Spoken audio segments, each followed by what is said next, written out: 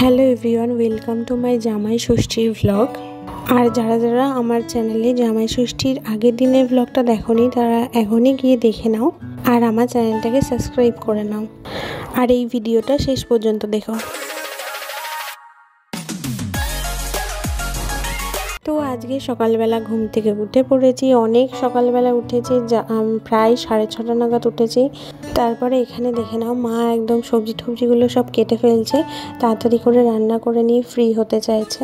তো এখানে আমি 5 রকম ভাজা করছি, সব সবজিগুলো মা কেটে দিয়েছে আর আমি কিছু কিছু রান্না করেছি। সব রান্না করিনি, মাও করেছে কিছুটা। আর এখানে বাবা ষষ্ঠীর পুজো করতে বেরিয়ে যাচ্ছে, তো আমি একটুখানি ভিডিও করছি বলে দেখো কেমন করে হাসছে আর কেমন করে আমার দিকে তাকাচ্ছে। আর আমি বলছি দেখি একটুখানি টাটা দাও, তো তারপরে একটু টাটা দিয়ে তারপরে সাইকেলে উঠে চলে গেল। তো এখানে আমি আবার রান্নাগুলো করতে চলে এসেছি। রান্নাতে আজকে সকালবেলা আমরা তো সারাদিন নিরামিষ আর লুচি খাবো, তার জন্য আমি আগে নিরামিষটা বসিয়ে দিয়েছি। নিরামিষ সবজিটা আমি আগে সবার আগে করে নিচ্ছি। তারপরে আমার তরকারি রান্না হয়ে গেলে মা চাটনিটা করে ফেললো। আনারসের চাটনি করেছিল, বেশ ইউনিক ধরনের চাটনিটা, বেশ সবাই ভালো বলেছে খেয়ে। যদি কখনো পারি অবশ্যই তোমাদের সাথে শেয়ার করব চাটনির রেসিপিটা। আর এতক্ষণ যে আমরা কাজ করছিলাম একদম ফ্রিভাবে, কারণ আমার মামাম ঘুমাচ্ছিল আর এখন উঠে গেছে।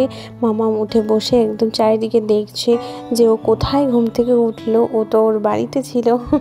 তো যাই হোক, ও ঘুম থেকে উঠে গেছে, এবার ওর দিকে কিছুটা এফর্টস দিতে হবে আমাদের।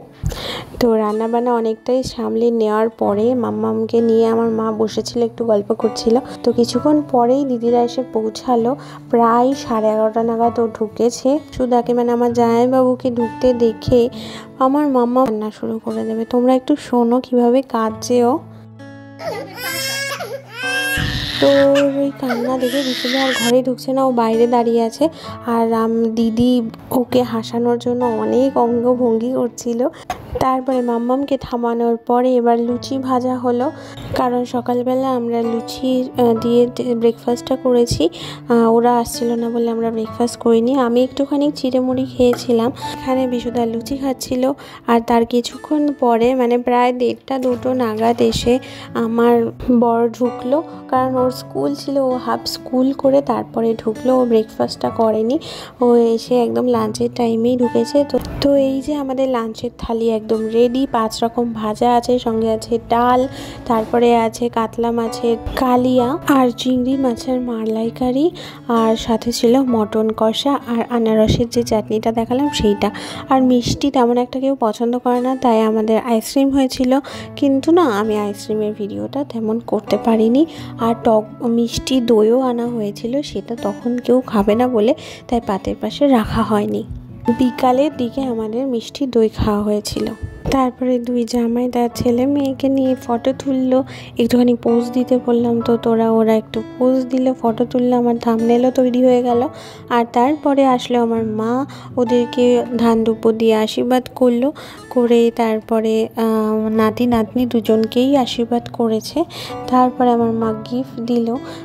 দুজনের বক্স দুটো একই রকম ছিল বলে বারবার খুলে দেখছিল যে যেটা বড় জামাইকে দিয়েছে সেটা বড় জামাইয়ের কিনা, কিংবা যেটা ছোট জামাইকে দিয়েছে সেটা ছোট জামাইয়ের কিনা, তো সেটা দেখে নিল একটু। আর মা শুধু আমাদের জামাইদের গিফট দেয়নি, সঙ্গে দিয়েছে আমাদের 2-1টা করে নাইটি। তারপরে নাতি নাতনিদেরও নতুন ড্রেস দিয়েছে, একটা করে গেঞ্জি আর প্যান্ট দিয়েছিল। আমার মেয়েকে আর আমার দিদির ছেলেকেও একই জিনিস গেঞ্জি আর প্যান্ট দিয়েছে। সেইগুলোর আর ভিডিও করা হয়নি।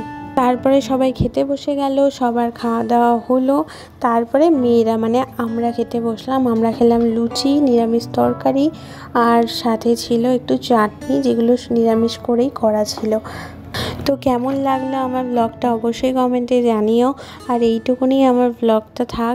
জামাই ষষ্ঠীর বিকালে কী করলাম সেটা পরের দিন আসবে ভিডিওতে। তো আজকের মতো টাটা।